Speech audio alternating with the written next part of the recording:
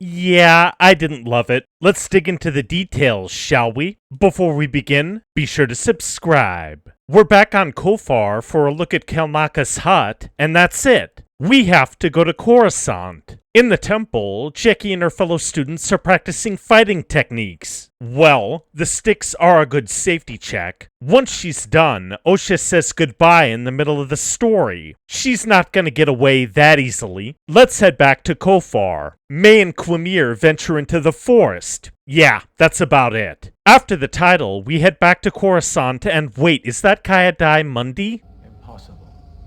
The Sith have been extinct for a millennium. I do not believe the Sith could have returned without us knowing. Oh no. The Masters somehow guessed that May might be a part of a splinter order. Well, that's a close one. Vernestra delivers a quick recap, but she also states that they must keep the mission hidden from the Jedi Council. Saul volunteers for the mission because he believes that the Jedi can turn May. Anyway, back to the forest. Quimir wonders how May is supposed to kill Kelnaka without a weapon. May is thinking about Osha, but nothing really comes of that other than what we've already seen. Back in the Jedi Temple, Saul catches up with Osha and recruits her for the mission. There is still good in her.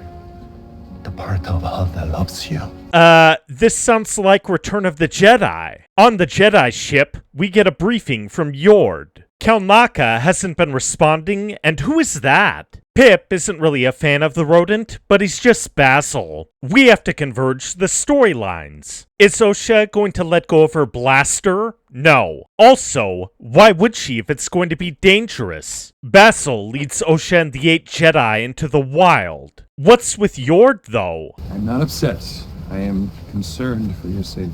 Why did you ask her to hand over the weapon earlier? We're not going to answer that? Yord offers some advice about how Osha might have to face herself. We don't have time for any more of that, though. Quimir and May are moving forward. Okay. The Jedi stumble across trees with weird bulbs on them. Osha touches one and, oh great, they're bugs. That one flies, too. Wonderful. Saul cuts down the space moth. Let's move on. Osha is beating herself up over that? What? May and Quimir stop to rest. We learn that May's final test is supposed to be a lesson that she teaches herself. Our antagonist worries that eliminating a Jedi without a weapon is impossible, but Quimir offers to get her some water. After a supposed time jump, May screams, which makes Quimir jump into action. He gets caught in a snare trap, and it looks like our junior Darth put it there. Oh, May's backing out and turning herself in? I guess the dark side is not that intoxicating,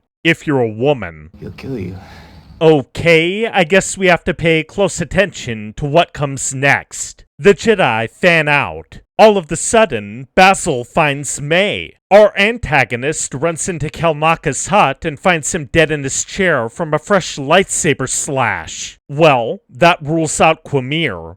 Probably. Someone slips in behind the Jedi. It's Darth Smiley. Smilo Ren activates that red lightsaber. And then something weird happens. Our unknown Sith gently flings Osha to the side. The enemy pushes back the Jedi. Let's pause here. That seems like an awfully thin arm for a guy. Wait, that's it? The fact that this episode took so little time to summarize tells me that it should have been welded into another one. With that said, I think its problems run deeper than that. For one, the writers wasted Kelnaka. He has very little development out of all of the Jedi, which is already a problem. And then he gets taken out off screen without warning. These choices feed far less information to the viewer than May's previous attacks. For two, Quimir was eliminated from the mystery far too early. If his character was anything more, the best time for a reveal would have been when he got caught in the snare. After that, he could have easily struck May down and slipped away. Speaking of which, May's sudden turn is a little too convenient. She no longer wants to go after Jedi Masters because Sister, even though the dark side is supposed to feel great. And last but not least, who else could the Sith actually be? If said wizard actually winds up being a stranger, it'll lack resonance. If the Force user is someone May knows, the only person who would actually make sense is Mother Coral. Your mileage may vary, of course, but it seems like this episode could have used more thought.